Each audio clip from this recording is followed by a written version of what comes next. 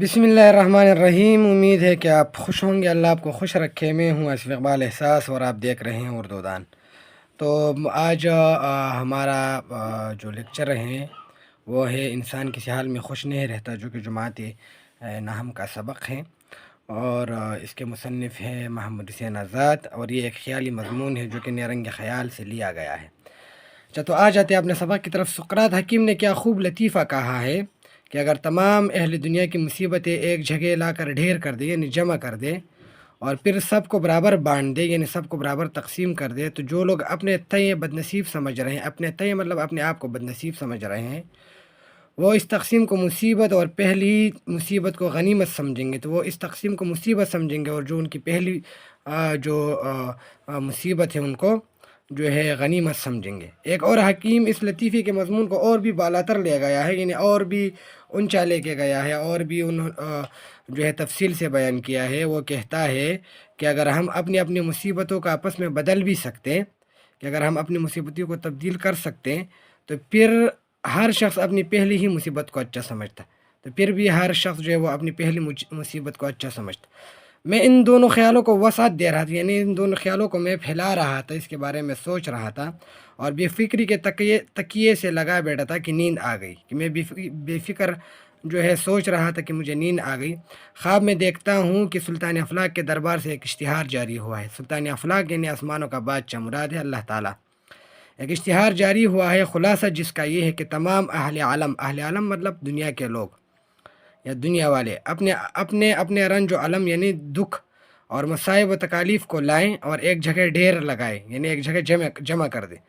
چنانچہ اس مطلب کے لیے ایک میدان کے میدان خیال سے بھی زیادہ وسیع ہے، یہ یعنی ایک میدان جو ہے وہ تجویز ہو، جو کہ میرے خیال میں ایک میدان تو اس سے بھی زیادہ وسیع تھا اور بڑا تھا، تجویز ہو یعنی طے پایا، اور لوگ آنا شروع ہوئے۔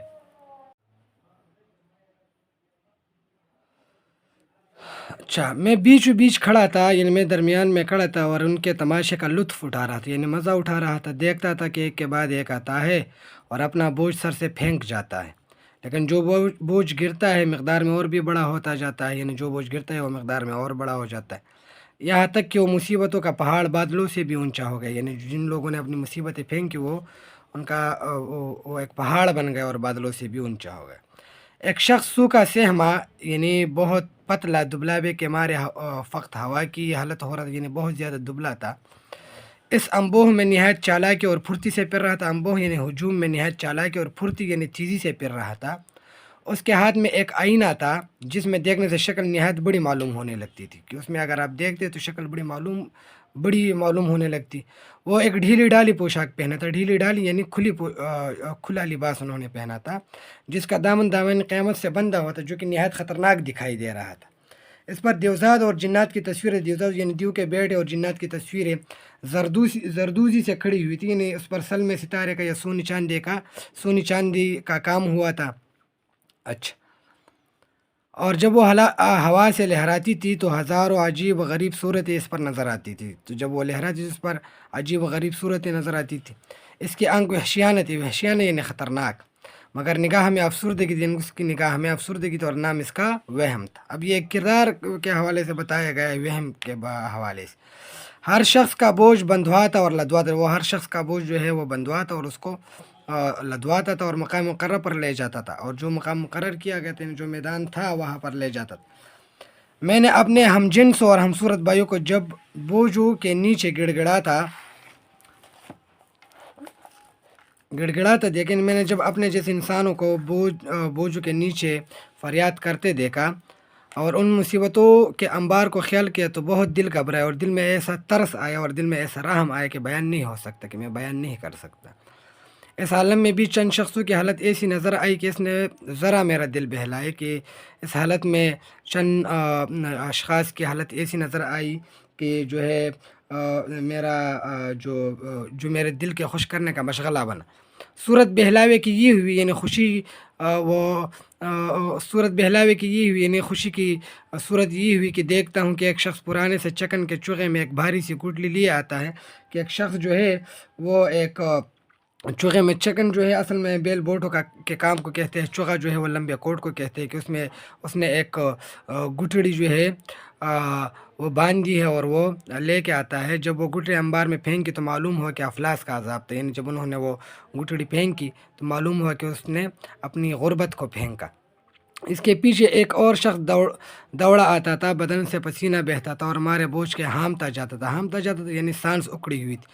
اس نے بھی وہ بوجھ پھینکا اور معلوم ہوا کہ اس کی جورو بہت بری تھی، یعنی جورو جو ہے اس کی بیوی جو ہے وہ بہت بری تھی، یعنی وہ اپنی بیوی کو پھینکنے کے لیے آیا تھا. اس نے وہ بلا سر سے پھینکی، انہوں نے وہ بلا جو ہے سر سے پھینکی، نے اپنی بیوی جو ہے اس نے پھینکی. ان کے بعد ایک بڑی بھیڑ آئی کہ جس کی تعداد کا شمار نہ تھا، کہ بہت زیادہ لوگ آ گئے جو کہ شمار سے باہر تھے. معلوم ہوئی کہ یہ عاشقوں کا گروہ ہے، کہ یہ عاشق لوگ ہیں. ان کے سر پر دو دی آہ کی گٹھڑیاں تھیں، یعنی ان کے سر پر جو ہے وہ بہت افسوس و فریاد کر رہے تھے. دو دی آہ کی گٹھڑیاں تھیں، افسوس و فریاد کی گٹھڑیاں تھیں. کہ انہی میں آہوں کے تیر خیالی تصوراتی تیر مراد آہوں فغا کی شدید تکلیف اور نیز وبالی دبے ہوئے تھے. نیز وبالی یعنی مصیبت کا، نیز مراد تکلیف، یعنی ان میں جو ہے تکلیف اور فریاد جو ہے وہ بندے ہوئے تھے. اگرچہ یہ لوگ ہمارے بوجھ کے اس طرح در سے آہے بھرتے تھے کہ گویا اب سینے ان کے پھٹ جائیں گے، کہ یہ لوگ اتنے فریاد کر رہے تھے کہ لگ رہا تھا کہ ان کے سینے پھٹ جائیں گے. لیکن تعجب یہ ہے، لیکن حیرت کی بات یہ ہے کہ جب اس انبار کے پاس آئے تو اتنا نہ ہو سکا کہ ان بوجھوں کو سر سے پھینکے، یعنی جب اس انبار کے پاس آئے تو اس سے اتنا نہ ہو سکا کہ اپنا یہ بوجھ جو ہے وہ سر سے پھینکے. کچھ نے جد وجہد کی، یعنی کچھ نے کوشش کی، مگر جس طرح لدے ہوئے تھے، یعنی جس طرح برے ہوئے تھے اسی طرح چلے گئے. بہت بڑھیا دیکھی کہ بدن کی جھریاں پھینک رہی، کہ بدن پر جو لکیریں ہیں بڑھاپے کی وجہ سے وہ پھینک رہی تھی. چند نوجوان اپنی کالی رنگت، یعنی کچھ نوجوان جو ہے وہ اپنی کالے رنگ کو، اپنے موٹے موٹے ہونٹوں کو، اکثر میل یعنی گندگی جمے ہوئے دانت پھینکتے تھے، جنہیں دیکھ کر شرم آتی تھی. کہ مطلب وہ بہت برے تھے، جنہیں دیکھ کر ہمیں شرم آتی تھی، بہت ان پر وہ چیزیں بہت بری لگ رہی تھی. مگر مجھے یہی حیرت تھی کہ اس پہاڑ میں سب سے زیادہ جسمانی عیب تھی، یعنی اس میں سب سے زیادہ لوگوں نے جسمانی عیب پھینکے. ایک شخص کو دیکھتا ہوں کہ اس کے پیٹ پر بھاری سے بھاری اور بڑے سے بڑا بوجھ ہے، مگر خوشی خوشی اٹھائے چلا آتا ہے. کہ میں نے ایک شخص کو دیکھا کہ اس کی کمر پر بڑا بوجھ ہے، لیکن وہ خوشی خوشی اٹھائے چلا آتا ہے. جب پاس آیا تو معلوم ہوا کہ یہ ایک کبڑا ہے. کبڑا ہوتا ہے جس کی کمر جھکی ہوئی ہوتی ہے، اور ادمزاد کے انباری رنج و علم میں اپنے کبڑے پن کو پھینکنے آیا ہے. اور وہ جو ادمزاد کے رنج و علم کے انبار ہے اس میں اپنے کبڑے پن کو پھینکنے آیا تھا. کہ اس کے نزدیک اس سے زیادہ کوئی مصیبت نہیں، یعنی ان کے نزدیک جو ہے اس سے زیادہ اور کوئی مصیبت نہیں تھی. اس انبار میں انواع و اقسام کے سقم اور امراض تھے، یعنی اس انبار میں کئی طرح قسم کے جو ہے عیب تھے اور خرابی تھی اور امراض تھے، جن میں بعض اصلی تھے اور بعض ایسے تھے کہ غلط فہمیوں نے خواہ مخواہ مرض سمجھ لے. بعض اصلی تھے لیکن بعض ایسے تھے کہ غلط فہمی کی وجہ سے پیدا ہو گئے تھے.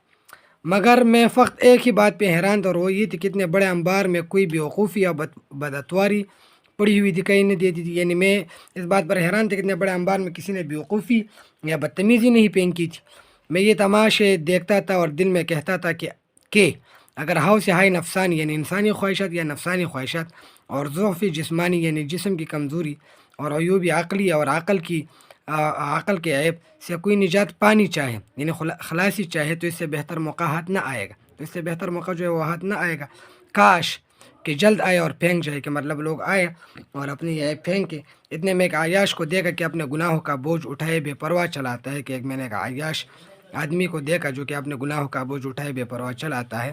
اس نے بھی ایک گٹھڑی پھینکی، اس نے بھی ایک انبار پھینکا. جب دیکھا تو معلوم ہوا کہ گناہوں کے عوض اپنی عاقبت اندیشی کو پھینک گیا، یعنی اب انہوں نے اپنے گناہوں کی جگہ جو ہے آخرت کی فکر جو ہے انہوں نے پھینک دی. تو امید ہے کہ یہاں تک آپ کو سمجھ آ گیا ہوگا. جہاں مسئلہ ہو آپ کمنٹس میں پوچھ سکتے ہیں. یہ وہ تمام الفاظ ہیں جو کہ مجھے لگ رہے تھے کہ اس سبق میں مشکل ہیں، تو ان کے معنی ہیں آپ یہاں سے نوٹ کر سکتے ہیں. تو یہ ایک خیالی مضمون ہے جو کہ محمود حسین آزاد جو ہے انہوں نے لکھا ہے. تو انشاءاللہ اس سبق کا دوسرا حصہ اگلے لیکچر میں ریکارڈ کیا جائے گا. تب تک دا اللہ پامان، خدا آباد سے.